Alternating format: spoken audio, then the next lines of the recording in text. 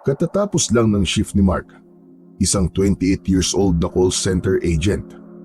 Madalas ay madaling araw siyang umuwi mula sa trabaho dahil hindi naman kalayuan ang inuupahan niyang bahay mula sa kanyang opisina. Karaniwan na sa kanya ang maglakad pa uwi. Sa kabila ng oras ng kanyang pag-uwi, hindi siya nakakaramdam ng pangamba. Tahimik at payapa ang baryong tinitirhan niya, kaya't walang dahilan para siya ay mag-alala. Dagdag pa rito, nasanay na siya sa ganitong sistema. Ang pinakamalaking problema lang naman niya palagi ay ang kinatatakutan sa baryo nila na si Mang Dante.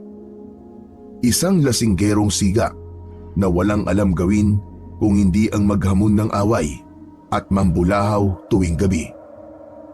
Madalas itong nakakasalubong ni Mark na pasuray-suray sa kalsada. Laking pasasalamat ng binata na hindi naman siya sinasaktan o tinatakot ng lalaki. Madalas pa nga ay pinupuri siya ng lalaking siga. Natutuwa ito dahil sa kanyang kasipagan at pagiging matyaga sa kanyang trabaho. Si Mark ay isang simpleng lalaki lang. Pinalaki ng kanyang lola kasama ang kanyang kapatid. Ulila na kasi sila dahil parehong namatay ang kanilang mga magulang sa isang aksidente. Pinili niyang magtrabaho sa syudad at isinama niya roon ang kanyang lola at bunsong kapatid nang naging maayos at permanente na ang kanyang trabaho. Siya ang bumubuhay sa kanila, lalo na't matanda na rin naman ang kanyang lola Celia at yun ang hinahangaan sa kanya ng siga. Hoy! Hoy, Mark! Ay ka nga dito. May pag-uusapan tayo. Bilisan mo maglakad. Napahinto si Mark sa kanyang paglalakad sa tulay ng Baryo San Mariano. Mula sa madilim na lansangan ay lumitaw sa kanyang unahan ang isang taong kilalang-kilala niya. Yun ay si Mang Dante. Pasuray-suray ito sa paglalakad, palapit sa kanyang kinaroroonan. May hawak pa itong isang bote ng alak. Mang Dante, kayo ho pala. Madaling araw na po ah. Bakit nandito pa po kayo sa labas? Ay, sus! Para naman ngayon mo lang ako nakita sa lansangan ng ganitong oras. Ano ho bang sa atin, Mang Dante? May sasabihin ako sa iyong importante. Pakinggan mo ako. Po? Iho, napakasipag mo talaga, ano? Kaya hanga ako sa iyo eh. Di katulad ng ibang kabataan dito, natatamad-tamad, pasagot-sagot pa sa magulang. Katulad ng mga anak ko, lumaking mga walang pangarap sa buhay. Tulad ko, walang pangarap. Kayo talaga, Mang Dante, oo. Alam mo, sayang ka, Mark eh.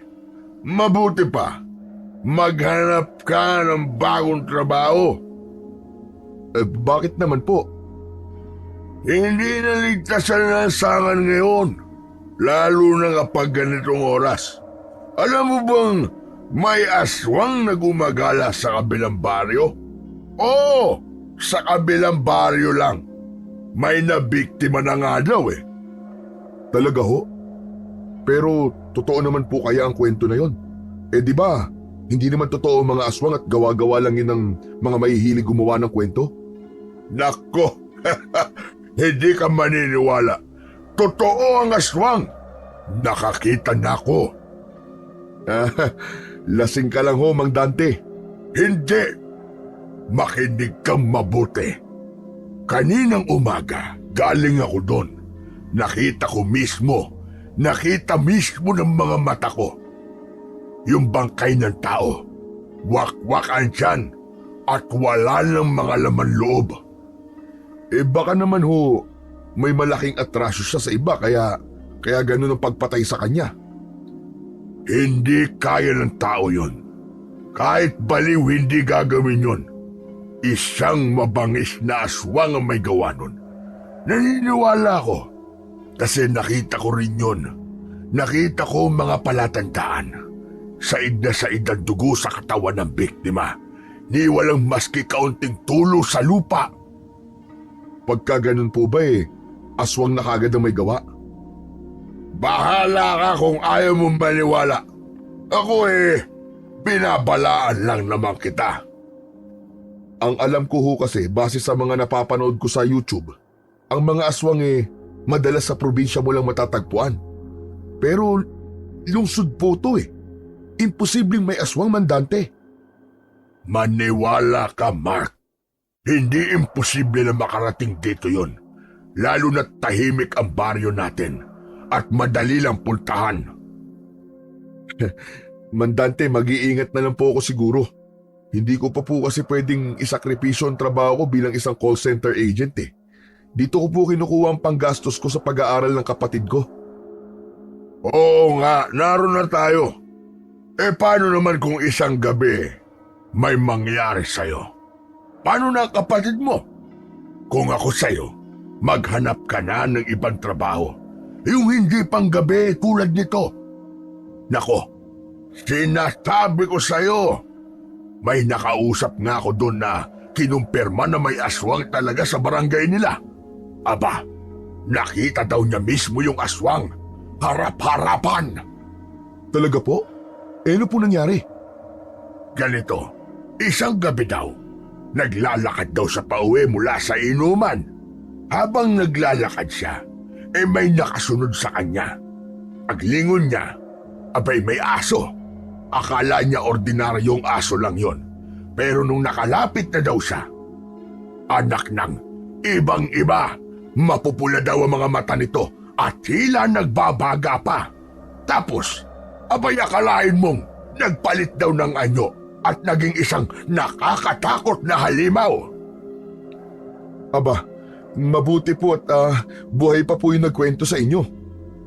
Nakatakbo daw ang damotres Mabuti na lang kamo at laging may balisong sandala. Nasaksak niya daw ang aswang at nakatakas siya. Kung totoo po ang sinasabi nyo, bakit pa kayo paghala-gala sa gabi? Di po ba kayo natatakot doon sa aswang na yon? Hoy Mark, para sabihin ko sa'yo, wala akong kinatatakutan. Pero ikaw bata ka pa. Mag-iingat ka at kung kinakailangan, dapat palagi kang may baong-bawang o asin. Mabuti na rin yung may dala kang pamproteksyon. O sige na, umuwi ka na iho. Mag-iingat ka palagi. Sige ho, maraming salamat po sa paalala. Pero hindi po talaga ako naniniwala sa mga ganyan Mabuti pa po umuwi na rin po kayo, baka mapano po kayo dito. Hindi po ba nag-aalala ang pamilya niyo sa inyo? Sus, huwag mo silang alalahanin. Mas sanay na ako dito sa kalsada. Ikaw, huwag mong babaliwalay ng babala ko sa'yo. Tandaan mo yan, Mark. Sinasabi ko sa'yo. Opo. Pero sigurado po ba kayong magpapaiwan kayo dito? Parang di po kaya ng konsensya ko na iwan kayo dito Ay, huwag mo lang akong intindihin.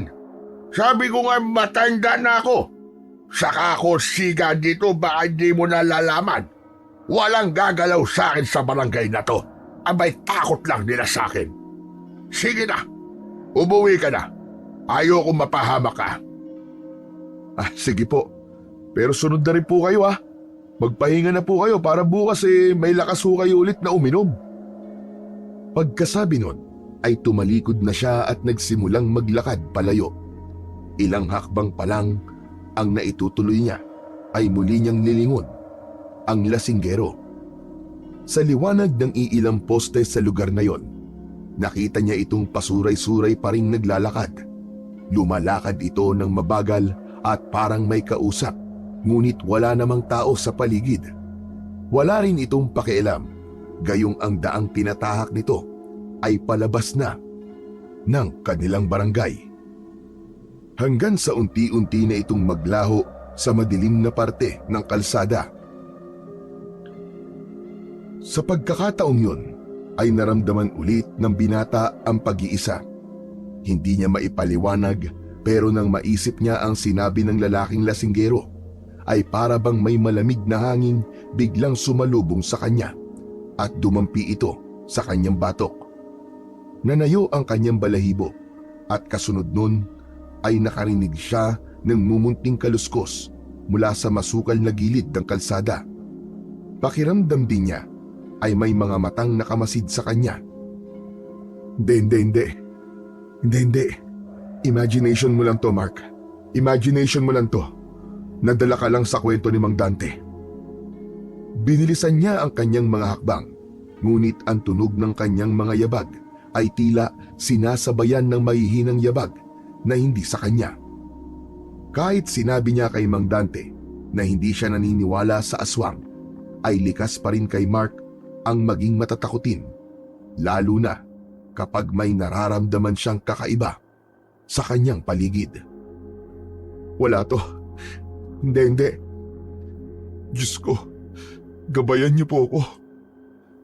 Lola, tulungan niyo ako, Lola. Ang lola na kanyang tinatawag ay si Lola Celia. Dati siyang kilala bilang isang mahusay na albularya sa kanilang probinsya. Matanda na siya, ngunit nananatiling matalas ang kanyang isipan at malakas pa rin ang pangangatawan. Mahusay pa rin itong manggamot at ilan na nga sa kanilang mga kapitbahay ang nagpapatingin sa kanya. Hindi isang ordinaryong albularya lamang ang matanda. Galing siya sa angkan ng mga biyasang manggagamot at espiritual na lider. Ang kanilang angkan ay nag-ugat pa nung panahon ng mga Kastila, kung saan ang kanilang mga ninuno ay kilala bilang mga babaylan.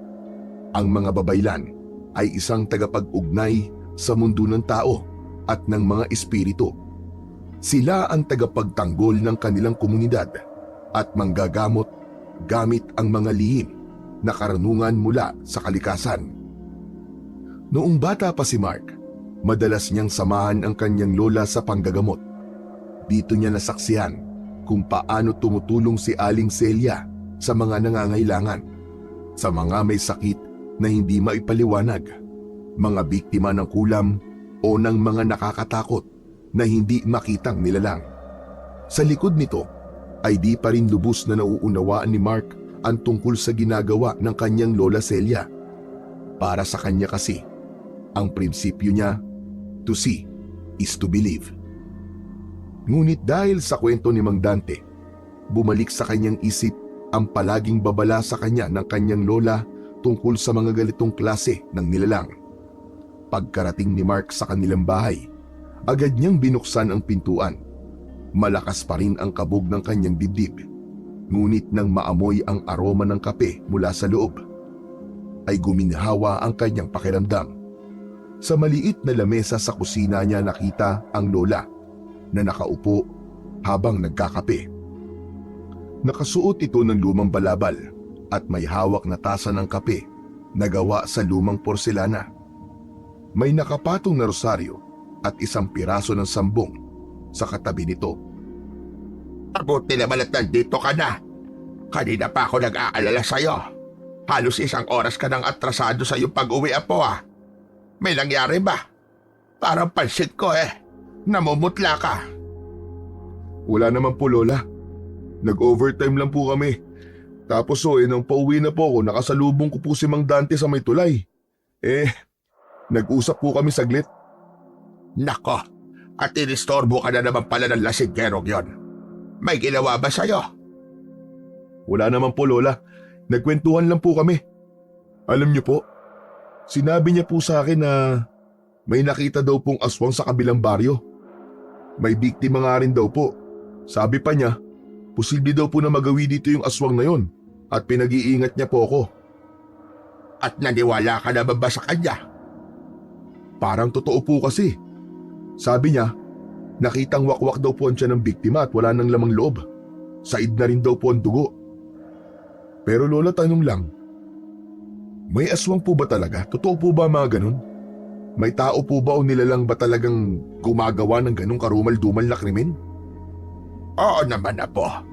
Hanggang ngayon ba hindi ka pa rin naniniwala?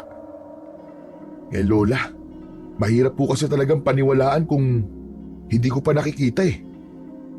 Hindi lahat ng bagay ay kailangan makita para maniwala, Apo. Ang mga kwento tungkol sa mga nilalang ng dilim ay hindi lang gawa-gawa.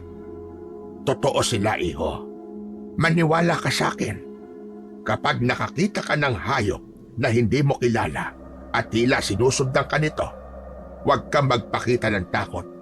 Ito'y maaaring hindi hayop, kundi isang nilalang na nagbabalat kayo lamang para ikaw ay biktimahin. Pero Lola, Apo, ang dugo natin ay mula sa dugo ng mga babaylan. Ang mga ninuno natin, silang mga unang nagbabantay sa kalikasan at nilalang nito. Alam nila kung paano kuminala ng aswang. Maraming beses na ako nakakita ng mga biktima nila. Ang mga sugat na hindi kayang ipaliwanag ng siyensya. Mga may sakit na halos kinuha ng kaluluwa.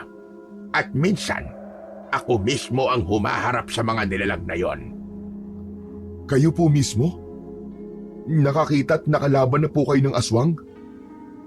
Hindi ko lang naikikwento pa sa'yo, pero oo, Apo. Tama ka. Nung medyo bata-bata pa ako, ay may nakasagupa akong aswang doon sa dating baryo natin sa probinsya. Talaga po? At bakit parang hindi ka naniniwala? Hindi naman po sa hindi ako naniniwala, Lola. Siguro kailangan lang talaga na makakita ako, maski isa para maniwala po ko. Kontrahin mo yung sinabi mong bata ka. Baka di mo kayanin kapag ikaw mismong nakakita. Makapangyarihan pa naman ang salita, Iho. Baka ka isang araw makakita ka. Abay teka, may ibibigay ako sa'yo. Nandito lamang yun sa aking bulsa eh. O heto, Apo. Isuot mo ito.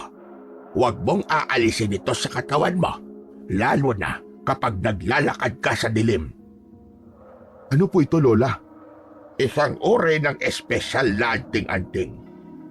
Iilan lamang ang may ganito, Apo. Kaya ingatan mo yan. Galing pa to sa mga ninuno nating babaylan. Ano pong tawag dito saka ano naman po ang maitutulong nito sa akin? Ang tawag dyan ay agimat ng sentinela. Isa itong bihirang uri ng agimat na hindi lamang proteksyon ng maibibigay. Kapag sinuot mo yan at nasa panganib ka, maaari nitong tawagin ng sentinela ng Gabon. Sentinela ng Gabon? Sino po yun, Lola? Ano po yun? Ang sentinela ng Gabon ay ang nakatakdang maging tagapagtanggol ng ating angkan. Isa siyang espesyal na nilalang at inialay ng ating mga ninuno ang kanilang katapatan. Kaya tayo nagkaroon ng tagapagtanggol laban sa masasama. Ngayong ibinibigay ko na ito sa iyo, pakiusap lamang, Apo. Ingatan mo to at huwag mong gagamitin sa masama. Ang sentinela ng Gabon ay isang espiritu na tagapagbantay o tagapagtanggol. Isa siyang makapangyarihang nilalang na itinalaga upang proteksyonan ang angkan ni na Aling Celia at sa mga susunod pang henerasyon laban sa mga masasamang nilalang tulad ng aswang, barang, mangkukulam, maligno at iba pa. Ang nilalang na ito ay maaaring isang engkanto o elemento. May kaugnayan din ito sa espiritu ng kalikasan na naging kakampi ng mga sinaunang babaylan. Ang mga engkanto na ito ay nagboluntaryong maging bantay at tagapagtanggol bilang kapalit ng kanilang alyansa. Meron ding tinatawag na bantay espiritual. Isa itong espiritual na mandirigma o tagapangalaga na may natatanging kakayahan upang labanan ang kasamaan. Maaaring ito ay nilikha o isinumpa ng mga ninuno ng pamilya upang magsilbi bilang protektor. Isa pang uri ng sentinela ay ang misteryosong nilalang. Maaari itong magpanggap na tao o isang hayop at nagpapakita lamang sa tao kapag sa oras ng pangangailangan. Madalas, hindi siya nakikita ng karaniwang tao maliban sa tagapagdala ng agimat. Nagpapakita rin siya sa kalaban kung kinakailangan upang magampanan ang kanyang tungkulin. Pero iho, may isa pa pala akong paalala sa'yo. Kapag pala nagagamit ang kapangyarihan ng sentinela, maaari kang manghina o mapagod kagad. Hindi lang sa pisikal na lakas, kundi maging sa espiritual. Seryoso po ba talaga to, Lola? Ako na po ang gagawin yung tagapangalaga ng agimat na to. Hindi ho ba masyado akong bata para tanggapin po ang ganitong kabigat na responsibilidad? Ikaw na nga, iho. At huwag mong tatanggihan, iho. Dahil nararamdaman ko na kailangan mong kapangyarihan nito sa mga susunod pang araw. Ayoko mapahamak ka, apo. Lalo na't madalas kang madaling araw nang umuuwi dahil dyan sa trabaho mo na yan. Kung ganun po, Lola, salamat po dito. Hayaan po nyo. Iingatan ko po ito. Pangako po. Pagkatapos ng kanilang seryosong pag-uusap tungkol sa agimat, tumayo si Aling Celia at inaya si Mark papunta sa kusina. Halika na, apo. Kumain ka na bago ka matulog. Inihanda ko na ang paborito mong sinangag at itlog.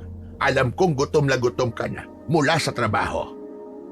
Ngumiti si Mark sa kanyang lola. Ramdam nito ang pagmamahal sa kanya at malasakit. Ang ganitong tagpo ay pangkaraniwan na lamang sa kanilang bahay tuwing uuwi siya ng madaling araw. Sanay na si Aling Celia sa ganitong tagpo ng araw, kaya't palagi itong gumigising ng umaga para ipagluto ang kanyang apo ng agahan at siguruhin na makakakain ito bago matulog. Lola, pasensya na po kayo at lagi kayong gumigising ng maaga para lang sa akin, ha? Hindi ko po alam kung paano ko po kayo mapapasalamatan. Aba, apo. Huwag mo nang alalahanin yon. Masaya ko na may naitutulong pa ako sa'yo. Isa pa, hindi ko kayang hindi magluto. Alam kong pagod ka at mahirap ang trabaho mo. O heto, sige na. Kumain ka na. Matapos kumain, ay dumiretso na si Mark sa kanyang kama. Sa pagpikit ng kanyang mga mata, ay muling bumalik sa kanyang isip ang tungkol sa mga sinabi ng kanyang lola. Pabigat para sa kanya na dalhin ang agimat, lalo pat hindi naman siya naniniwala sa mga nilalang na pinag-uusapan nila. Ngunit dahil sa kanyang respeto kay Aling Celia, ay tinanggap niya ito at itinago sa ilalim ng kanyang damit, malapit sa puso, tulad ng bili nito. Nakatulugan na ng binata ang pag-iisip, ngunit sa kalagitnaan ng kanyang pamamahinga, nagsimula siyang managinip. Naglalakad siya sa gitna ng isang masukal na gubat. Ang paligid ay tahimik at malamig ang simoy ng hangin. Sa di kalayuan ay nakarinig siya ng mabibigat na mga yabag at tunog ng mga naaapakang dahon at mga sanga. Sino yan? May tao ba dyan? Tumigil siya sa kanyang paglalakad at sinundan ng kanyang tenga ang tunog na kanyang naririnig. Ngunit bigla na lamang mula sa dilim, lumitaw ang isang nilalang. Isang aswang na may mahabang buhok, matutulis na ngipin, at mga kuko na tila kasintalas ng punyal. Ang mga mata nito ay galit na galit at ang itsura nito ay kasuklam-suklam. Nakatitig ito sa kanya. Takot na takot si Mark, ngunit hindi siya makaalis sa kanyang kinatatayuan. Sumisigaw ang aswang. Galit na galit ang boses nito. Aw! Ikaw ang susunod na biktima ko! Palapit ng palapit sa kanya ang nilalang. Sinubukan ni Mark na tumakbo, pero hindi naman siya nakaalis sa kanyang pwesto. Ang aswang ay palapit ng palapit na sa kanya. Nagkaroon siya ng ideya. Hinaltak niya ang kanyang kwintas at inilabas yun at itinaas niya sa hangin. Lumayo ka sa akin! Ngunit sa halip na umatras ang aswang, lalo pang naging mabagsik ang halimaw. Tumalon ito at takmang kakagatin siya sa leeg. Nang sandaling yon, naramdaman ni Mark ang matinding init mula sa agimat na tila pumaloob sa kanyang katawan. Ngunit bago pa man magtagumpay ang aswang, bigla na siyang nagising. Ha! Diyos ko! Panaginip lang pala. Humawak siya sa kanyang dibdib. kung saan nakasuot pa rin ang agimat sa kanya. Ramdam niya ang init nito. Napatingin siya sa bintana ng kanyang kwarto. Madilim pa ang paligid, ngunit tila may presensyang nakamasid sa kanya mula sa labas. Panaginip lang ba talaga yun? O isang babala? Habang nakahiga si Mark, ay pilit niyang pinapakalma ang kanyang sarili. Paulit-ulit na bumabalik sa kanyang isipan ang nakakatakot na anyo ng aswang. At sa bawat pagsubok niyang makabalik sa pagtulog, ay muli lang nadudugtungan ang bangungot na yon. Kaya naman, ilang oras ang nakaraan ay ipinasya na lang niyang bumangon at lumapit sa may bintana. Mataas na rin ang sikat ng araw na tumatama sa kanyang balat. Humawak siya sa kanyang suot na agimat. Tulad sa panaginip, ramdam niya ang init nito hanggang sa may nakita siyang isang tao na bigla na lang tumakbo nang mapansin niyang lumitaw ito mula sa likod ng isang puno sa tapat nila. Hindi niya nakilala ang taong yun. Nabalot kagad ng kaba ang kanyang dibdib. Anak ng... Ano yun? Sino yun? Napaatras siya mula sa bintana habang pilit na inaalala ang itsura ng taong tumakbo. Huminga siya ng malalim. Sinubukang pakalmahin ang sarili. Ngunit habang mas iniisip niya ang kanyang nakita, mas lalong tumitindi ang kaba sa kanyang dibdib. Napatitig siya sa agimat na suot niya. Hindi kaya may kinalaman to sa panaginip ko? Maya-maya pa, narinig niya ang pagtawag ng kanyang lola mula sa kusina. Apo, halina rito, kumain ka na ng tanghalian. Halika na rito. Tinanggal niya ang tingin sa labas at naglakad papunta sa kusina. Nakita niya ang kanyang lola na naghahanda na ng kanilang pananghalian. O siya, iho. Aba teka, bakit parang matablay ka? Hindi ka ba masyadong nakatulog? Opo lola, hindi po ako masyadong nakatulog. Nagigising po kasi ako maya-maya eh. Apo, baka naman magkasakit ka sa ganyan. Di ba masama ang magpuyat? Tapos di ka pa nakakatulog na maayos. Baka mamaya ay bumigay ang katawan mo at mauwi sa pagkakasakit. Hindi kaya mas mainam kung maghanap ka na lang ng ibang trabaho? Yung normal. Maski maliit ang sahod basta hindi ka lang napepwersa na magpuyat at umuwi na mag-isa tuwing gabi. Lola talaga oh. Ngayon pa ba'y halos mag-iilang taon na po ako nagtatrabaho doon. Wala na po kayong dapat na alalahanin sa akin. Kung magkakasakit talaga ako, hindi sana noon pa. Malakas ako no. Hindi po ako tatabla ng mga ganyan-ganyan. Ay nako apo, nakuha mo pang magyabang. Akala mo lang hindi ka tatablan, pero hindi ka si Superman. Tandaan mo yan. Relax lang po. Malusog po ang apo nyo. Lagi po ako nagba-vitamins at tamang kain. Kaya huwag kayong mag-worry, okay? Hindi lang ang katawan mong iniisip ko, apo. Pati na ang iyong kaligtasan. Lalo na ngayon, ang dami-dami nang nangyayari.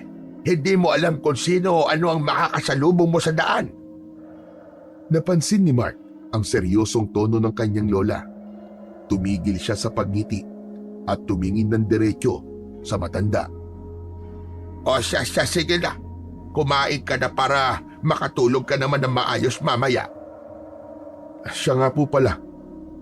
May nakita po ako kanina sa labas, lola. Anong nakita mo? May tao po eh. Nagtatago po sa likod ng puno sa tapat ng bahay natin. Tapos po nung nakita ko siya, siguro napansin niya, bigla na lang po siyang tumakbo. Ba't sino naman ang loko-lokong gagawa nun? Hindi ko nga po alam eh. Kinakabahan tuloy ako. Huwag kang kabahan. Nasa iyo ang anting-anting. May proteksyon ka, apo. Pagkatapos kumain, ay muling bumalik ang binata sa kanyang kwarto at sandaling nagmuni-muni. Muli siyang nakatulog. Pagdating ng alas 5 ng hapon, ay naghanda na siya sa kanyang muling pagpasok. Aalis na po ako, lola. Baka malate po ako sa trabaho. O sige, apo. Pag-iingat ka ha. At huwag mong kalimutang isuot lagi ang anting-anting na ibinigay ko sa'yo. Opo, lola. Matapos ang araw na yon, ay hindi akalain ni Mark na magsisimula na ang mga kababalaghang mararanasan niya. Muli, sa kanyang pag-uwi, ay dadaan na naman siya sa tulay. Ngunit sa pagkakataong yon, ay parang may mali, may kakaiba. Bago pa siya tumapak, ay napansin na niya ang isang asong kulay puti na tila nakaabang sa kanya sa gitna ng tulay. Nang makita siya ng aso, ay agad itong tumayo at tumingin sa kanya. Tumigil siya sa kanyang paglalakad at tumitig din sa aso. Isang malamig na hangin ang agad na dumaan at biglang nagtayuan ang balahibo niya. Hindi, Mark, hindi. Aso lang yan. Ano ka ba naman, Mark? Aso nga lang yan. Dahan-dahan siyang humakbang at papalakas ng papalakas ang kanyang kaba. Hindi, Mark, hindi. Wala kang dapat na ikatakot. Wala kang dapat na ikatakot, Mark. Diretso lang. Bulong niya sa sarili at pilit na pinapalakas ang kanyang loob. Pero bago pa siya nakalapit, biglang tumahol ang aso. Napahinto si Mark at parang napako siya sa kanyang kinatatayuan. Tumahimik ang aso. Pakiramdam ni Mark ay parang may ibig sabihin sa kanya ang aso. Sa tuwing susubukan kasi niyang humakbang, ay bigla na lang itong tatahol at aangil hanggang sa bigla siyang nakarinig ng ungol na parang nanggagaling sa hukay. Hindi niya maipaliwanag kung bakit, pero may kakaibang lakas na tila umaakit sa kanya papalapit. Habang nakatingin siya sa aso, bigla itong umatras, ngunit hindi inalis ang mga mata sa kanya.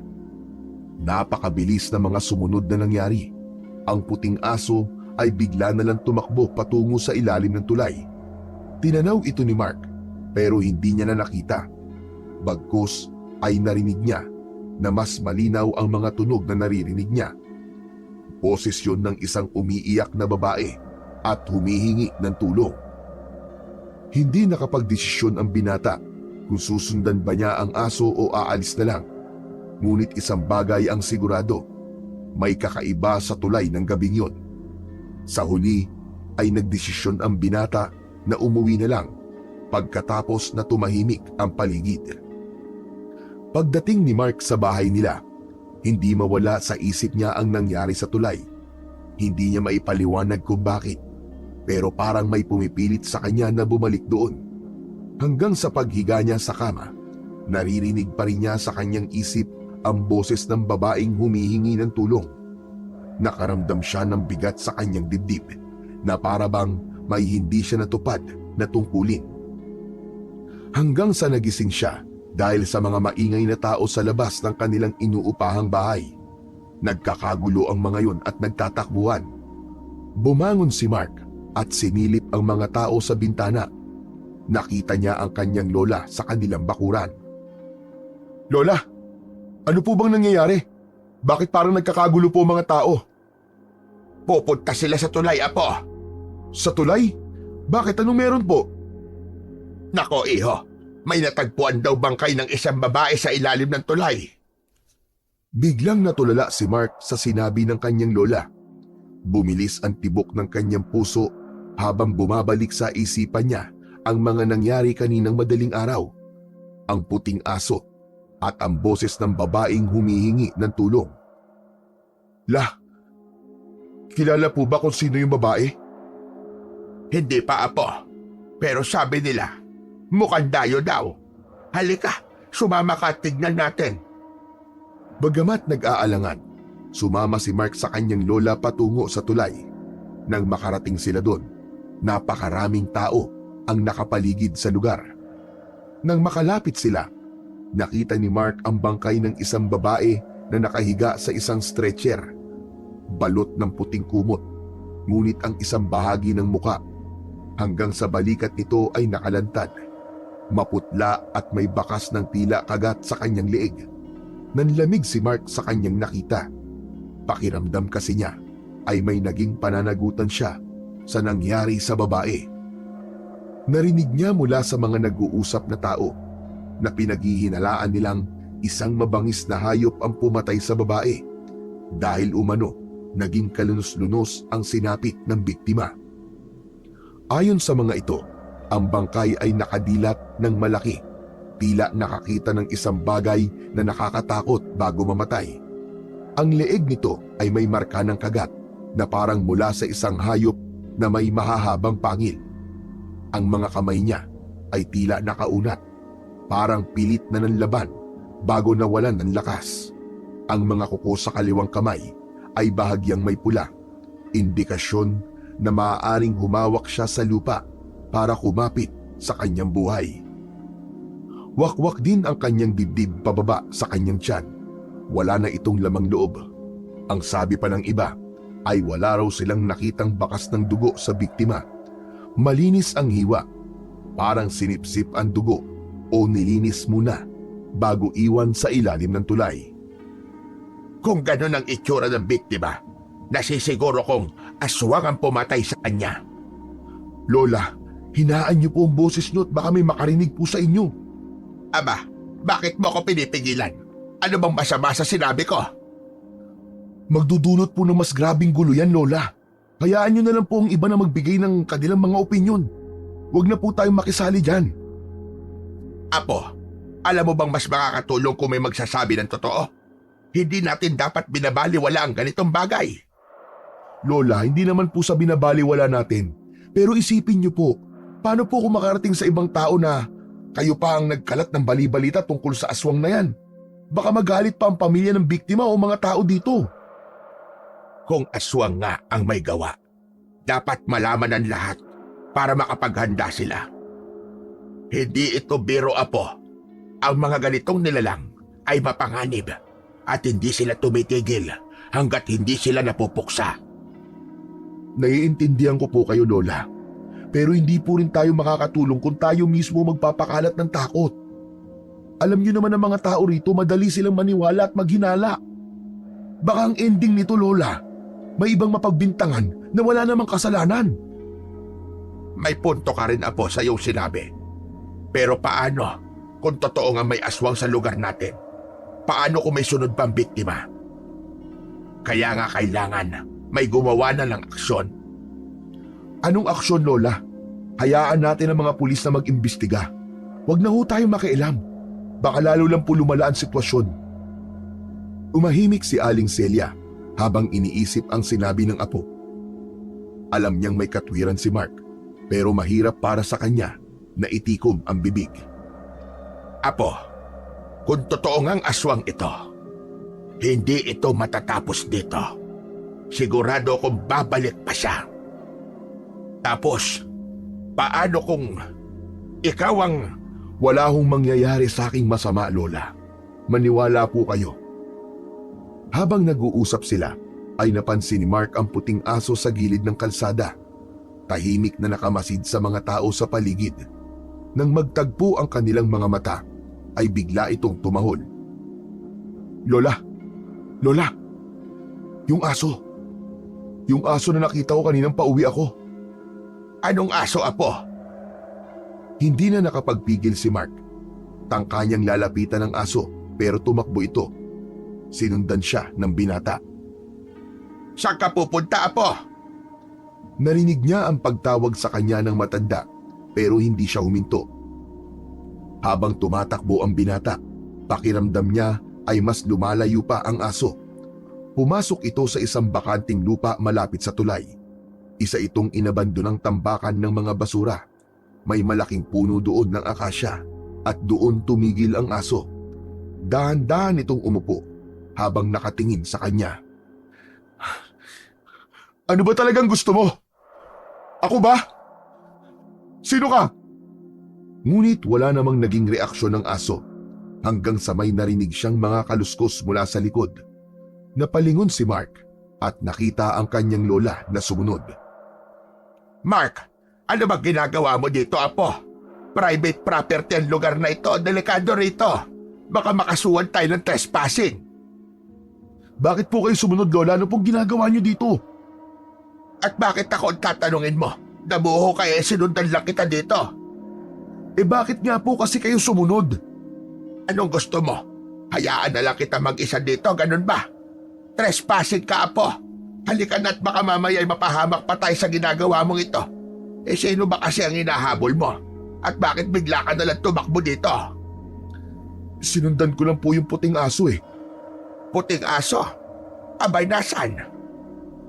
Nang lingunin ni Mark ang aso sa kinauupuan nito, ay wala na to doon. Inilibot niya ang kanyang paningin sa paligid, pero ni anino ng aso ay hindi na niya nakita. Naglakad siya papalapit sa lugar kung saan huling nakaupo ang aso, ngunit wala siyang nakitang bakas nito. Tila naglaho na lamang ito nang walang iniwang senyales. Saan napunta yung aso na yon? Hay nako, pambihira ka, bata ka. Mas kinikilibutan ako sa iyo kaysa doon sa patay sa tulay eh. Halika lang at makapagluto na lamang sa bahay. Baka mamaya umuwi na yung kapatid mo galing sa eskwelahan. Halika na. Sandali lang po, Lola. Tignan mo. May mga nakalagay po dito sa hukay. Bakit? Ano ba nakita mo dyan? Hindi ko po alam kung ano to eh. Sinipat na mabuti ni Mark ang mababaw na butas na yon.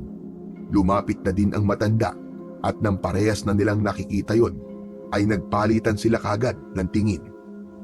Sa tabi ng punong akasya, natuklasan ni na Mark at Lola Celia ang isang mababaw na hukay. Sa loob nito, nakakalat ang mga piraso ng tela. Ang ilan ay bahagyang nasunog, habang ang iba ay buo pa, ngunit may mga kakaibang pulang marka. Sa gitna ng mga ito ay may mga baryang tila sinauna.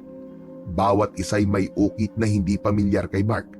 Ito ay parang alay o gamit sa isang ritual.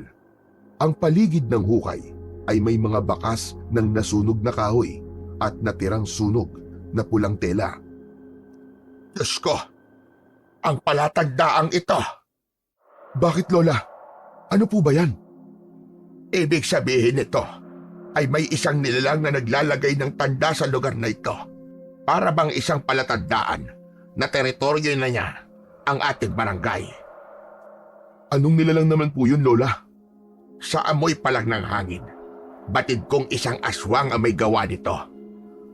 Ano pong ibig niyo sabihin? Nais ng aswang na to na gawing teritoryo ang lugar na to? Hindi lang basta teritoryo iyo. Maaari dito na rin siya mamugad at mambibiktima. Ano pong gagawin natin, Lola? Kailangan nating wasakin ang tanda na ito. Pero hindi ito simple.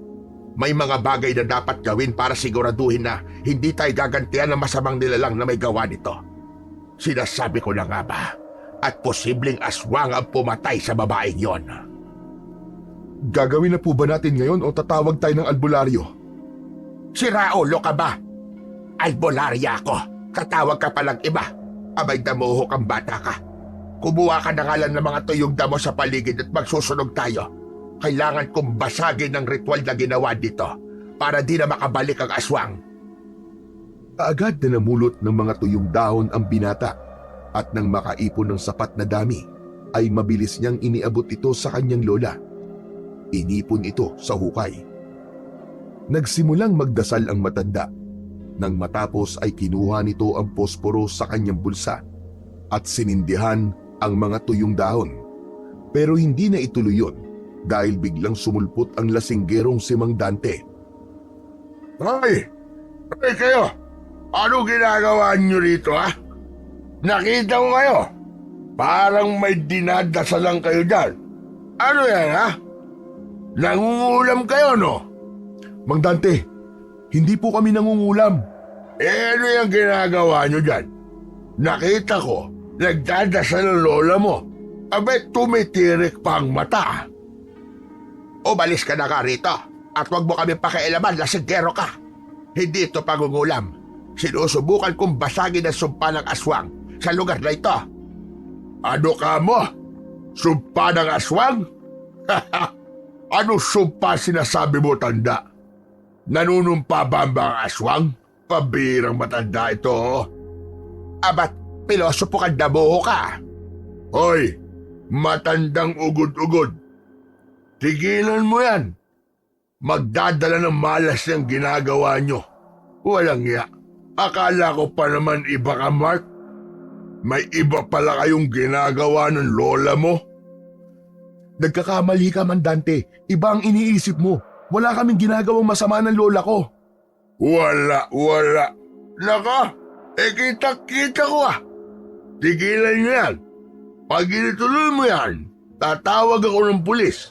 Pakukulong ko kayo. Mandante, hindi niyo po naiintindihan eh. Delikado po itong nakita namin at kailangan namin itong alisin bago may masamang mangyari.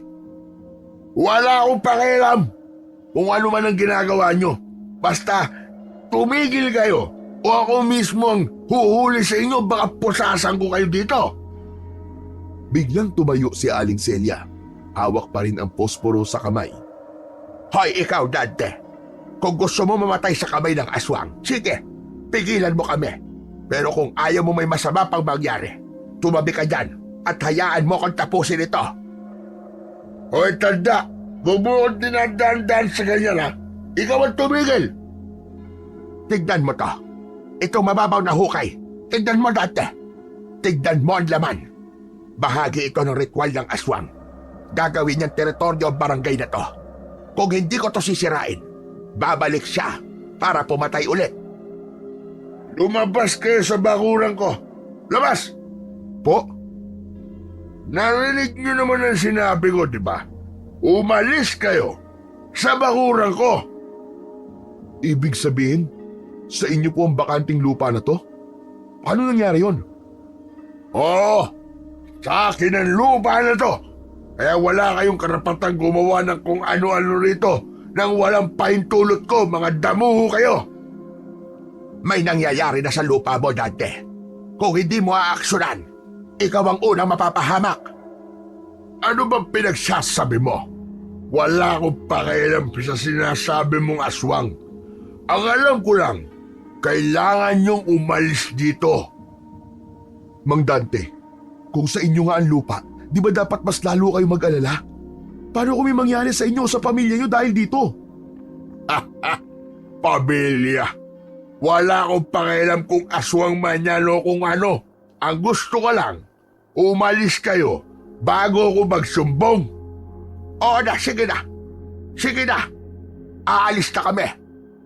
Pero Lola, Wala na tayong magagawa, Mark. Kung ayaw niyang makinig, mas mabuti pang umalis na lang tayo. Halika na. pero nasimula na po niyo ang ritual. Paano po yun? Hindi ba mas lalala kung dito matutuloy? Oo, pero kung wala siyang pakialam, wala tayong magagawa. Baka magdulot pa tayo ng mas malaking gulo kung pipilitin natin. Kailangan maghanap na lang tayo ng ibang paraan.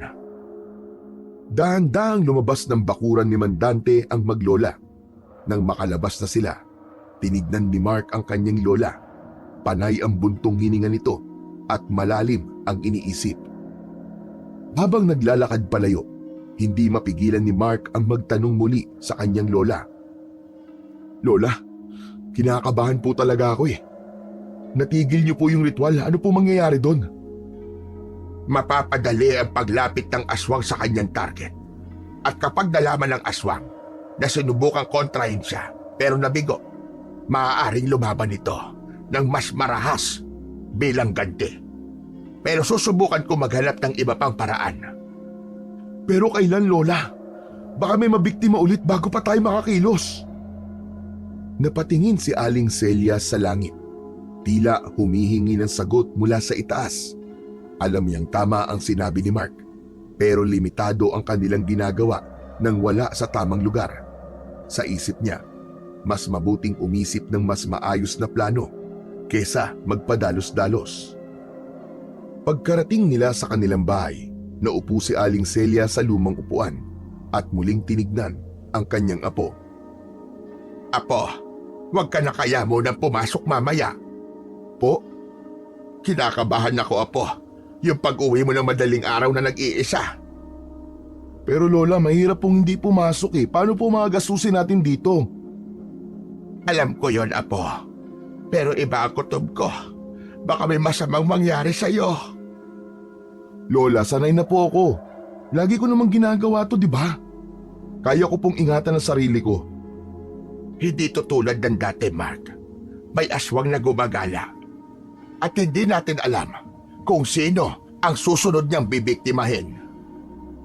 Napatingin si Mark sa kanyang lola. Ramdam niya ang pag-aalala nito, pero alam din niyang kailangan niyang kumayod para sa kanyang pamilya. Lola, naiintindihan ko po ang takot niyo, pero hindi po ako pwedeng tumigil. Kung hindi ako magtatrabaho, paano na lang tayo? Lalo na po si Bunso. Kung titigil ako, pati ang pag-aaral niya po maaapektuhan. Kung magpalipat ka na lang ng ibang oras, Apo. Lola, hindi po ganun kadali yun. Hindi po ako pwede magdikta ng oras ng aking pasok. Baka po mapagalitan po ako ng team leader namin. Kung lumipat na lang tayo, Apo, maghanap na lang tayo ng ibang mauupahan sa ibang barangay. Lola, Alam ko sasabihin mo, Apo. Pero ako bilang lola mo, hindi mo ako mapipigilang mag-alala sa'yo. Wala na ang mga magulang mo. Kaya ako na lang ang natitirang nagpapaalala sa'yo. salamat po Lola. Pero nangangako po ako, mag-iingat po ako Lola. Hindi ko po hahayaang may mangyari sa aking masama. Mabilis na lumipas ang mga oras. Muling pumasok sa trabaho si Mark. Ngunit ng gabing yun ay nagkaroon ng half shift. Kaya naman 11:00 pa lamang ng gabi ay umuwi na ang binata. Pag uwi niya mula sa trabaho ay nakita niyang may tao sa paligid. Kaya naman nawala ang kaba niya at takot sa tulay. Habang naglalakad siya, napansin niyang may pulubing nakaupo sa gilid nito ng kanyang madaanan. Nakayuko ito pero napansin niyang nakatingin ito sa kanya sa kabila ng mahabang buhok na tumatakip sa mukha nito. Huminto siya saglit at tiningnan ang pulubi. Manong, ano pong ginagawa niyo dito sa tulay? Ngayon ko lang po kayo nakita dito ah. Nang humakbang siya para sana lapitan ang matanda, ay may malamig na ihip ng hangin ang naramdaman niya mula sa likod. Paglingon niya ay nakita niyang muli ang puting aso na nakatayo sa hindi kalayuan. Nakatitig lang sa kanya. Ikaw na naman? Ang aso ay hindi gumagalaw, pero ang titig nito ay parang nangungusap. Nang ibalik ni Mark ang tingin sa pulubi, laking gulat niya nang makita nitong nakatingala na ito. Diretsyong nakatitig sa kanya. Ang mukha nito ay maputla at ang mga mata ay tila walang buhay. Biglang tumayo ang pulubi. Nanginginig ang katawan. Narinig niya ang mahinang ungol nito na unti-unting lumalakas. Sa takot niya ay napaatras si Mark. Hindi na alam ng binata kung ano ang gagawin at kung sino ang titingnan. Iginala niya ang paningin sa paligid at kung kailan naman tila nangangailangan siya ng tulong ay biglang nawala ang iilang tao na nakita niya kanina. Ang aso naman ay unti-unting lumapit sa kanya. Di maaari. Ano ba nangyayari? Nang biglang kumilos ng mabilis ang pulubi, palapit sa kanya. Biglang umalulong ang aso. Nagdulot yun ng ilang segundong paghinto ng pulubi. Sapat na para kay Mark na makatakbo palayo. Tumakbo siya ng tumakbo hanggang sa wakas ay narating niya ang harap ng kanilang inuupahang bahay. Nanginginig niyang binuksan ng pintuan at pumasok sa loob at agad ding isinara. Humihingal siyang naupo sa upuan sa sala. Pilit na pinapakalma ang kanyang sarili. Ngunit hindi maitago ang panginginig ng kanyang katawan nang dahil sa takot. Magulong-magulo din ang kanyang isip at puno ng katanungan tungkol sa nangyari. Maya-maya ay narinig niya ang hakbang ng kanyang lola mula sa kusina. Nang makita siya nito, nagtaka ang matanda sa biglaang pag-uwi ng kanyang apo ng maaga. Abay Mark, nandiyan ka. Ano nangyari? Ba't ka umuwi ng ganitong oras? Maaga pa. Wala po lola. Nagkaroon lang po kasi ng half shift kaya umuwi po kami na maaga. Kaya ka. Pero bakit ganyan ang itsura mo? Namumutla ka. Ayos ka lang ba? Ayos lang po ako lola. Ano nangyari? Magsabi ka sa akin. Wala nga po lola. Siguro napagod lang po ako sa trabaho. Pilit na itinago ni Mark ang kanyang takot dahil ayaw niyang mag-alala ang kanyang lola. Pero si Aling Celia ay hindi naniniwala sa sagot ng binata. Sa tono pa lang kasi ng pananalita niya at sa ikinikilos niya ay alam na ng matanda na may hindi tamang nangyayari. Mark, kung may problema ka iho, mag-usap tayo. Hindi mo kayang itago yan sa akin. Alam ko kapag nagsisinungaling ka. Wala po talaga, Lola. Pagod lang po talaga ako. Sige na po. Papasok na po ako sa kwarto ko para makapagpahinga po ako ng maaga. Tinitigan ng matalim ni Aling Celia ang kanyang apo dahil hindi ito kumbinsido sa sagot ng binata. Ngunit sa kabila nito ay hindi niya na pinilit pang magsalita si Mark. Sinabi nitong hahayaan niya na itong makapagpahinga. Tumayo na si Mark at nagmamadaling pumasok sa kanyang kwarto. Pagkapasok niya sa kwarto, agad niyang isinara ang pinto at tinanggal ang sapatos. Nanginginig pa rin ang kanyang mga kamay. Hinawakan niya ang kanyang noo. Nag-iisip kung ano ang ibig sabihin ng lahat ng nakita niya sa kalsada. Ang pulubi at ang puting aso at ang matinding takot na kanyang nadadama. Lahat ng yun ay patuloy na umiikot sa kanyang isipan. Habang nag-iisip, bigla siyang nakarinig ng malalakas na tahol mula sa labas ng bahay. Tumayo siya at dahan-dahang lumapit sa bintana.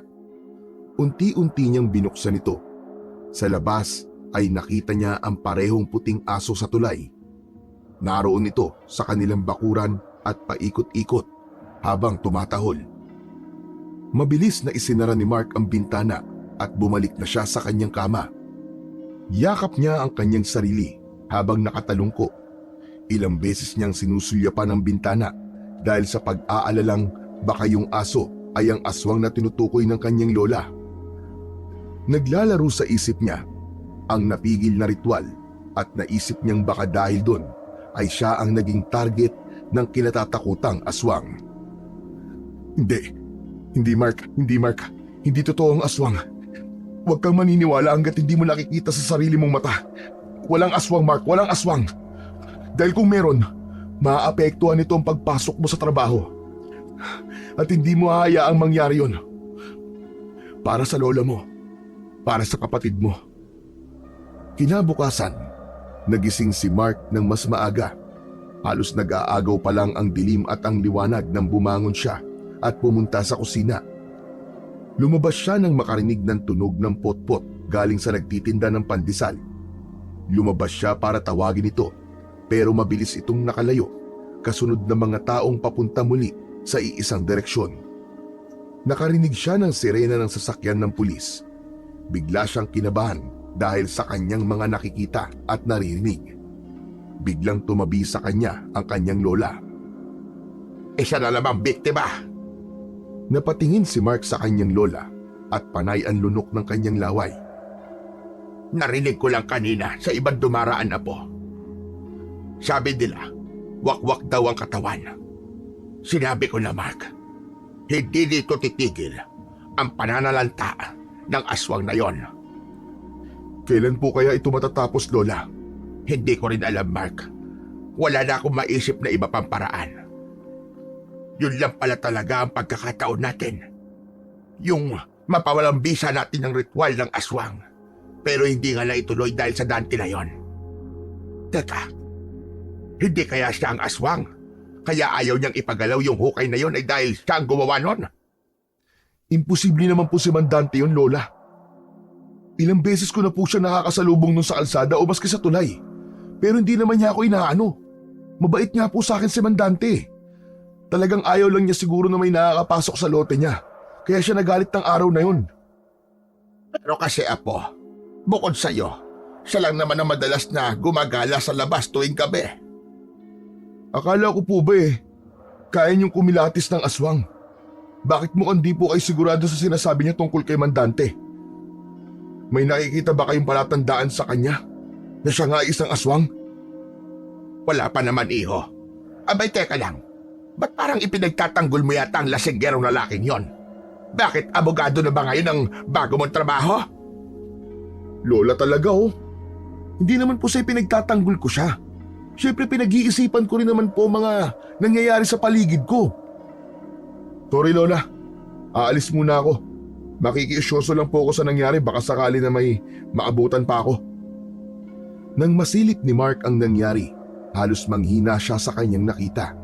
Ang katawan ng biktima ay nakahandusay pa, hindi sa ilalim ng tulay, kundi dun mismo kung saan niya nakita ang puting aso. Biglang umikot ang kanyang sikmura at pumagilid siya. Hindi niya na napigilang masuka. Nang may masmasan ng konti, ay muling pinasadahan ng binata ang biktima. Isa itong teenager na lalaki. Kita niya ang mga sugat sa katawan nito na parang niluray. Ang mga mata nito ay nakadilat pa at parang takot na takot. Nais niyang magtanong, ngunit parang natutuyo ang lalamunan niya sa kaba. Biglang may kumalabit sa kanya mula sa likod. Napalingon siya at nakita niya si Mang Dante. Nakatayo ito sa hindi kalayuan. Nakakunot ang noo. Mark, anong ginagawa mo rito, ha? Mang Dante, ano pong nangyari? Sino po siya? Taga dito yan. Kawawa naman ang bata. Napatingin si Mark muli sa bangkay. Ang imahe ng puting aso ay biglang bumalik sa kanyang isipan. Kapag po ba nagagawi kayo dito sa tulay, Mang Dante, kapag nalalasing po kayo? May napapansin po ba kayo ditong asong gala? Ano ka mo, aso? Anong aso sinasabi mo? Puting aso po. Abay, maraming aso dito na pagala-gala, Mark. Bakit? May kinalaman ba yun sa nangyayari? Nagtatanong lang po ako. Kasi may nakikita po ako ditong aso na palagi niya akong sinusundan sa tuwing dumadaan po ako dito sa tulay. Naisip ko pong hindi po kaya... Ano? Hindi kaya aswang yung asong yun? Yung ba nais mo sabihin? Kung aswang nga yun, abay kailangan ng mahanap. Tama-tama, naghahanap kami ng pulutan ng mga kasabahan ko. Mang Dante naman nagbibiro pa po kayo eh. Seryoso po ako. Mang Dante, kayo po nagsabi sa akin at nagbigay ng babala tungkol sa aswang sa kabilang barangay. Bakit ngayon parang iba na po ang sinasabi nyo? Totoo naman ang aswang eh. Malas lang talaga itong mga nabibiktima na to. Pero totoo din yung mga mangkukulam at masigit silang dapat nakatakutan kaysa sa aswang. Kasi mga traidor ang mga yan. Mga malas din. Kaya yan, lola mo, patigilan mo na yan sa ginagawa niya. Po? Alam mo, minsan ko siyang nakita sa likod ng bahay niyo. Nagre-ritual sa ilalim ng bilog na buwan. Abay, hating gabi. Sa palagay mo, normal ba yon? Mang Dante, hindi po masamang tao ang lola ko. Huwag niyo po siyang huhusgan base lang sa nakita niyong ginagawa niya sa hating gabi. Normal lang po yung kay lola, lalo na po kapag pinagdadalisay niya ang mga anting-anting niya. Sos, madiwala. Yung nakita ko na ginagawa niyo sa bakuran ko, alam ko at sigurado kung masama yon. Hoy, Mark, sayang, ang ganda pa naman ang tingin ko sa'yo. Pero may lahi pala kayong tagapaghatid ng kabalasan. Mabuti pa ay lumayas na kayo dito. Hindi namin kayo kailangan. Ano?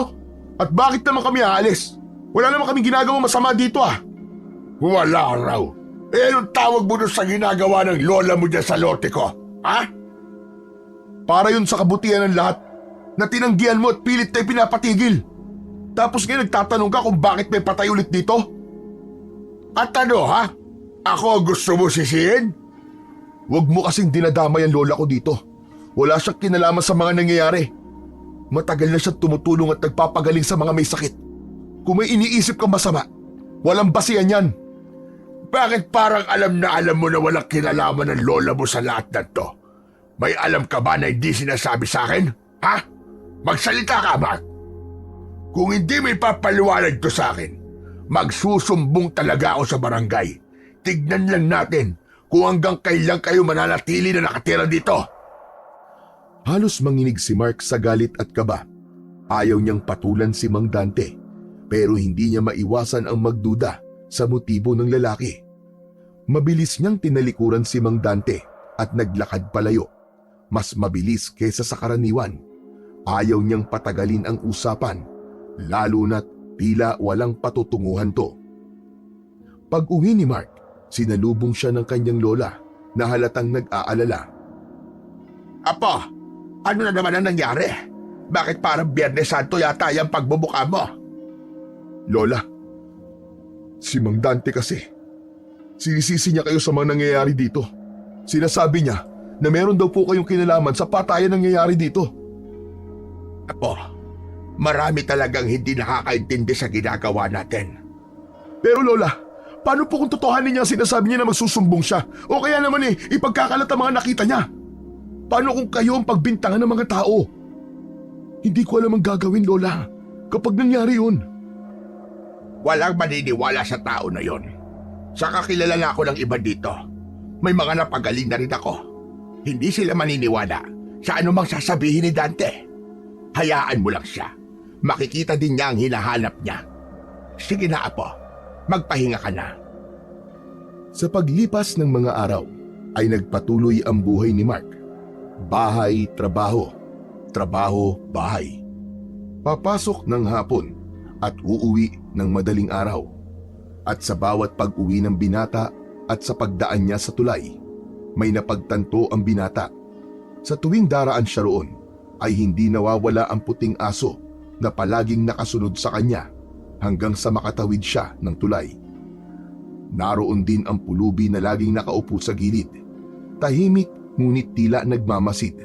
Hanggat maaari ay iniiwasan na lang niyang tingnan ang dalawa at binibilisan ang kanyang paglalakad. Subalit habang dumadaan ang mga araw, napansin niyang wala namang nangyayari sa kanya.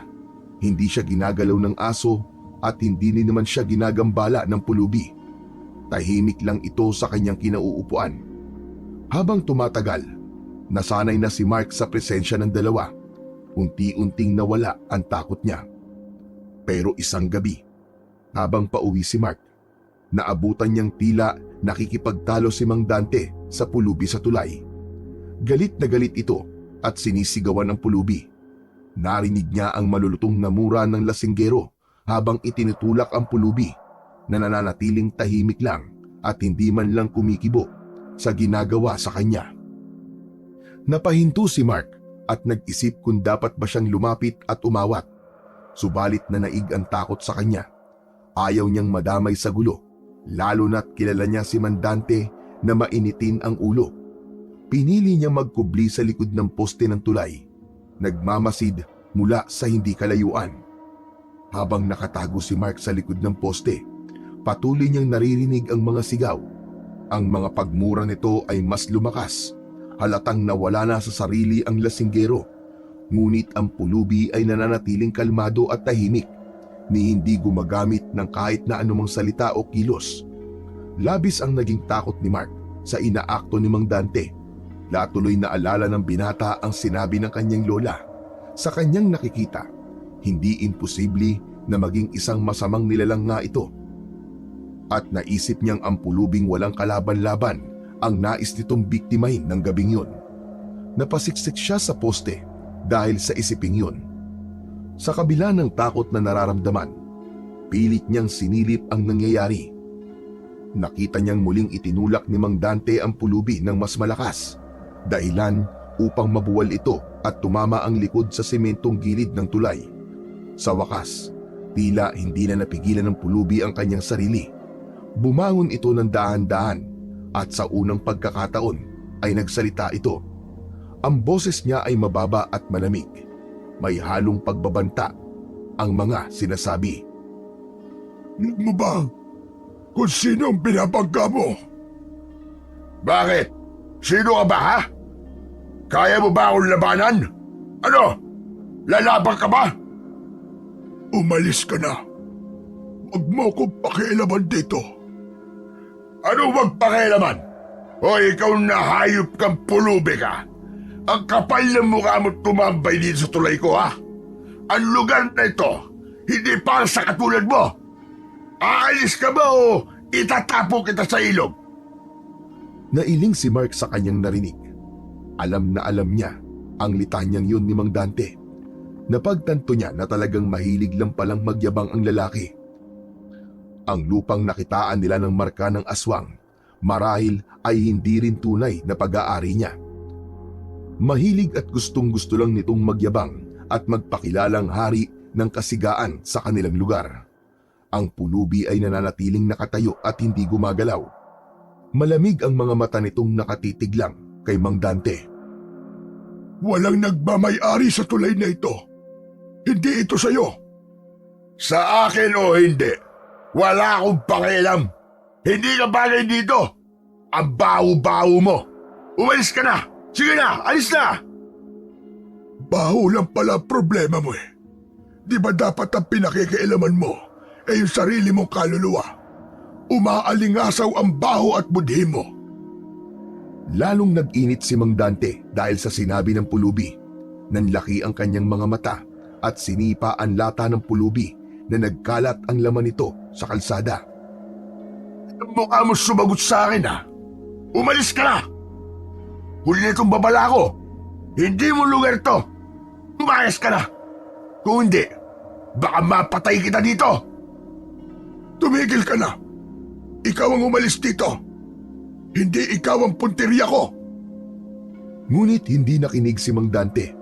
Muli nitong itinulak ang pulubi habang patuloy niyang pinagmamasdan ang nangyayari.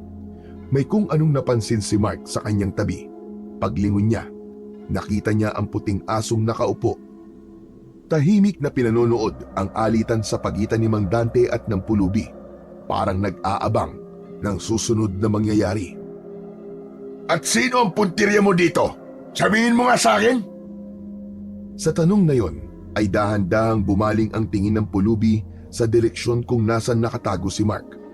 Nanlamig ang binata dahil doon. Kitang-kita niya ang paglingon nito ng mabagal at parang hindi normal. Ang ulo nito ay gumalaw na parang may kaunting panginginig na parabang hirap na hirap sa simpleng kilos. Tapos ay nakita ng binata ang nakakakilabot na mga mata nito. Maputla at walang itim. Ang tingin nito ay matalim. Parang alam nito kung nasaan si Mark kahit nakatago siya. Ang mukha ng pulubi ay may kakaibang ngiti sa kanyang labi. Samantala, narinig niyang lumikha ng ingay ang puting aso sa kanyang tabi. Napalingon siya dito, ngunit sa pagkakataong yon, hindi na ito mukhang isang ordinaryong hayop lang. May nagbago sa anyo nito. Ang balahibo nito na dating makintab at malinis ay naging magulo at parang nakadapa. Parang nabasa ng tubig. Ang nguso nito ay bahagyang nakabuka at ang malaking ngipin ay nakalitaw. Matutulis ang mga pangil at tila handang manakmal. Ang mga mata nito ay hindi rin normal. Nagliliwanag ito na parang isang mapulang liwanag. Parang may apoy sa loob. Parang nagbabaga. Habang tinititigan ito ni Mark, pakiramdam niya ay puno ito ng galit at pagkapuot. Ang tahimik na ungol nito ay unti-unting lumalakas, parang nagbibigay ng isang babala. Ang buntot nito ay hindi kumikilos. Nakabagsak lang ngunit ang buong katawan ay tila puno ng tensyon at handang sumalakay anumang oras. Biglang bumalik sa isip ni Mark ang sinabi ni Mang Dante tungkol sa aswang sa kabilang barangay. Ayon dito, ang nilalang ay nag-aanyong aso. Habang tinititigan niya ang puting aso sa tabi niya, hindi maiwasang magdikit ang mga piraso ng palaisipan sa utak ni Mark. Nagpapalit-palit ang tingin niya sa tatlong nilalang na kasama niya sa tulay. Anak ng teteng, oh. Isa ba sa kanila? Samantala, si Mang Dante ay patuloy sa pagmumura at paninigaw sa pulubi. Hindi man lang alintana ang kakaibang nangyayari. Napansin niya ring kakaiba ang lakas na pinapakita ng lasinggero. Nagsimula na siyang magduda. Ang tatlong nilalang sa paligid niya, ang puting aso, ang pulubi at si Mang Dante. Lahat sila ay may kakaibang presensya ng gabing yun. Hindi na siya makagalaw sa kanyang pinagtataguan ng dahil sa takot. Pakiramdam niya ay napapalibutan na siya ng hindi maipaliwanag na puwersa na masama at mapanganib. Muling napatingin ang binata kina Mang Dante at muli itong nagsisisigaw at binanatan ang pulubi. Pinagsisipa niya ito at pinagsusuntok ng walang habas na siya namang ikinalugmok ng pulubi sa lupa. Tama na! Pinalaan na kita! Ngunit ang tulad mo, kailangan turuan ng leksyon. Ang tulay na ito ay hindi mo teritoryo. Ako ang hari sa lugar na ito. Ano mang gusto ko ay magagawa ko. Bakit? Anong gagawin mo sa akin, ha? Gaganti ka? Umalis ka na. Huwag mo kong pilitin na ipakita ang tunay kong anyo. Muling sinipa ni Mang Dante ang pulubi ng malakas, dahilan para mapaikik ito. Ngunit sa halip na muling bumagsak, ang pulubi ay tumayo ng marahan na para bang wala itong nararamdaman sakit. Naging kapansin-pansin ang paglaki ng katawan nito at ang anino nito ay nagmistulang may kakaibang hugis sa ilalim ng liwanag ng buwan. Nagmistulang may mga pakpak at buntot. Naglilitawan ang mga litid na parang pumuputok sa ilalim ng kanyang mga balat. Ang mga damit nito ay napunit sa ilang bahagi at ang balat ay nagkulay abo. Ang dati nitong payat na muka ay lalong numipis at nagkaroon ng matutulis na pisngi at panga. Ang bibig nito ay bumuka at lumitaw ang mahahabang pangil na kayang gumutay-gutay ng anumang makakagat nito. Ang mga kamay nito ay humaba rin at ang mga daliri ay tumulis at naging matatalim ang mga kuko na parang isang patalim. Ang likod nito ay yumuko ng bahagya na parabang handa itong lumundag anuman sandali. Ang dating anyo nito na isang kawawang pulubi ay napalitan ng isang anyong halimaw na galit na galit. Biglang umalingasaw din sa buong paligid ang masangsang na amoy na parang may nabubulok na laman. Pinilit mo ko. Ngayon, panahon na para managot ka. Anong klaseng demonyo ka? Anong klaseng demonyo ka? Si Mang Dante ay biglang nagmistulang maliit at walang laban. Napaatras ito at hindi makapaniwala sa kanyang nakikita. Napalunok ng ilang beses si Mark habang nakikita ang pangyayari na parang isang eksena mula sa isang masamang panaginip. Habang patuloy ang bangungot sa harapan niya, napagtanto ni Mark na wala siyang magagawa para pigilan ang nangyayari. Ang katawan niya ay nanginginig na sa takot at pakiramdam niya wala siyang lakas na pwedeng gamitin para mailigtas si Mang Dante laban sa kamay ng aswang. Mas lalo pang lumakas ang masansang na amoy at pumailan lang ang nakakakilabot na ungol ng aswang. Biglang nanaig ang kagustuhan niyang tumakas. Mula sa kanyang pinagtataguan ay tumakbo siya ng mabilis. Napansin niyang nakasunod na naman sa kanya ang aso. Ang mga pulang mga mata nito ay kumikislap sa dilim. Bahagyang bumagal ang kanyang pagtakbo nang makarinig ng isang malakas na sigaw galing kay Mang Dante mula sa tulay. Isang sigaw na punong-puno ng paghihirap at takot. Huwag kang titingin, Mark. Huwag kang titingin. Huwag kang lilingon. Hindi niya alam kung ano ang nangyari doon. Ngunit isa lang ang sigurado niya. Kailangang makalayo siya sa lugar na yon sa lalong madaling panahon. Nang sa wakas ay nakita na niya ang pamilyar na daan pauwi sa kanilang bahay. Mas lalo pa niyang binilisan ang pagtakbo at yung aso hindi pa rin siya nilulubayan. Tumigil lang ito nang tuluyan na siyang makapasok sa kanilang bahay. Dumiretso siya sa kanyang silid at hindi man lang pinansin ang kanyang lola na naabutan niyang naghahanda ng kanyang almusal. Ilang beses siyang kinatok nito sa kanyang kwarto pero hindi niya ito sinasagot at hindi siya lumabas para kumain. Nahirapan siyang matulog hanggang sa tuluyan ng sumikat ang araw. Sa umagang yon, hindi na napigilan pa ni Mark na mapaiyak at mapahagulgol nang marinig niya ang ingay ng mga nagkakagulong tao sa labas.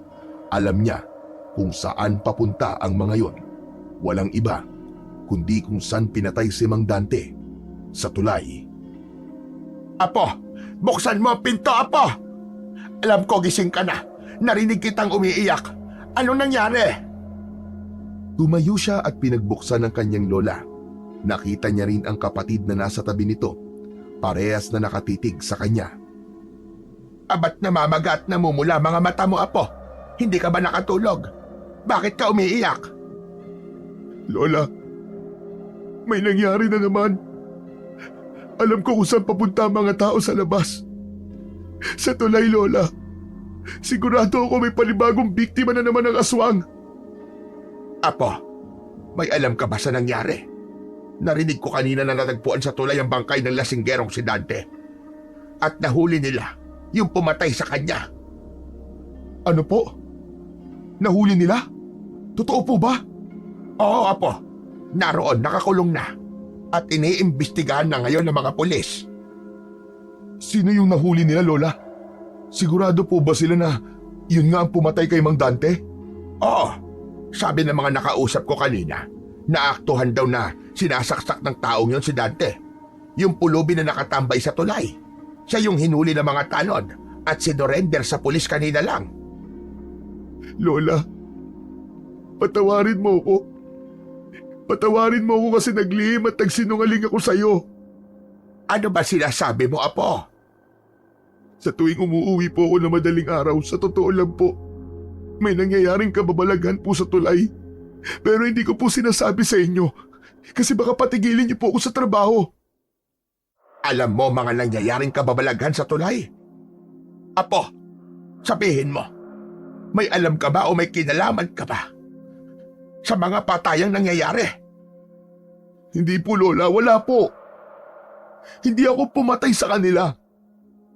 Pero nakokonsensya ako. Kasi wala akong nagawa para tulungan sila, Lola. Parang naririnig ko pa rin po yung mga sigaw nila at paghingi nila ng tulong. Lola, aswang po ang pulubi na yon. Aswang po siya. Isang halimaw. Wala ka namang kasalanan, Apo. Ang mga nangyari ay hindi mo kagustuhan. Makinig ka sa akin. Bagamat may proteksyon ka galing sa agimat ng sentinela, wala kang lakas para harapin o kalabanin ng mga nilalang na tulad ng aswang. Pero Lola, ano pong silbi ng agimat kung wala rin ako magagawa? Hindi ko matanggap na naroon lang ako. Narinig ko sila at nakita. Pero hindi ko man lang sila natulungan. Apo, hindi mo kasalanan ng mga nangyari. Ang agimat ay hindi nagbibigay ng kapangyarihan para lumaban kung hindi ka pa handa. Ang layunin nito ay protektahan ka, hindi upang itulak ka sa isang laban na hindi mo kaya. Pero Lola, si Mang Dante, yung aso, may asong lagi nakabuntot sa akin, Lola. Mula na magpakita sa akin ang aso na yon, palagi nang may nangyayaring masama. Ano ka mo? Aso?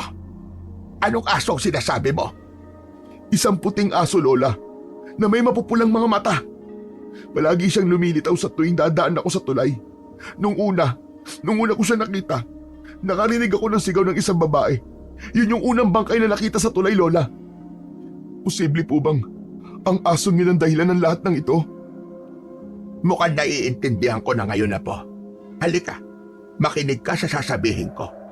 Ang asong yon ay hindi lang basta aso. Hindi rin siya aswang tulad ng pagkakaintindi mo. Siya ang ipinadalang gabay at proteksyon mo.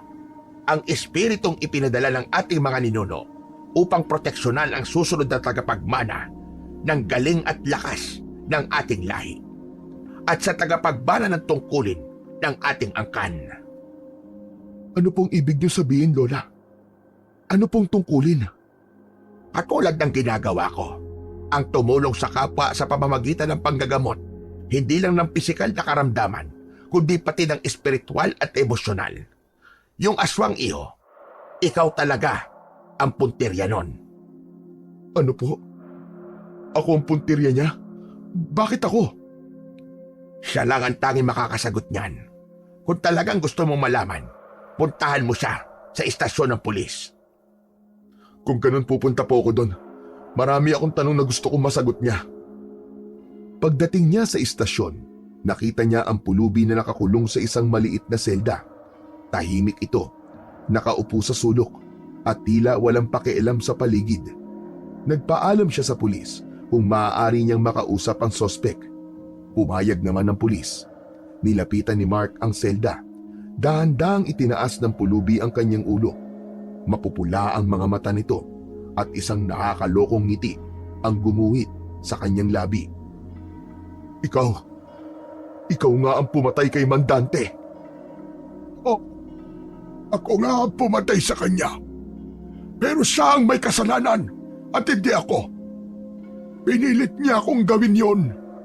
Hindi naman talaga siya ang tunay kong pakay. Simula pa lang na mapadpad ako sa lugar niyo. Ikaw na ang target ko. Pero may dahilan kung bakit hindi kita magalaw-galaw. Ano? Anong dahilan? May isang lalaking... Hindi. Isang higante yon na palaging nasa tabi mo. Laging nakabantay sa'yo. Hindi kita malapitan dahil ang presensya niya ay sumusunog sa akin, lalo na kapag napapalapit ako sa'yo. Higante? Pero aso lang yun at saka... Siya ang iyong tagabantay. Alam ko na nung una pa lang kitang nakita. Di ka ordinaryong tao lang. Kailangan kitang patayin bago ka pa maging banta sa mga katulad ko. Pero yung bantay mo, hindi ko siya kayang tapatan. Ayon sa paningin ng aswang, ang sentinela ay isang nakakatakot na nilalang, isang higanting lalaki na nagtataglay ng kakaibang lakas. Marami itong peklat sa katawan, mga sugat at marka ng digmaan na nagpapatunay na dati itong isang mandirigma. Sa leeg ng sentinela ay may nakasabit na maraming agimat na may iba't ibang hugis at laki, mga yari sa ginto, pilak at buto. Bawat agimat ay kumakatawan sa iba't ibang proteksyon at kapangyarihan. Ang mga mata ng sentinela ay may nakakasilaw na puti. Sa kanyang kaliwang kamay ay may hawak itong baston na nagliliwanag, isang armas na gawa sa sinaunang kahoy at may nakakabit na kristal sa dulo nito. Labis yung kinatatakutan ng aswang na pulubi. Dahil alam niya na anumang oras na madikit siya dito, tiyak niyang masusunog siya sa kapangyarihang nagmumula dito. Hindi ito kayang daigin maski ng pinakamalakas na uri ng aswang. Simula noon, mas naging maingat si Mark. Hindi niya na binabaliwala ang presensya ng puting aso na patuloy na nag-aabang at sumasabay sa kanya sa tuwing dadaan siya sa tulay.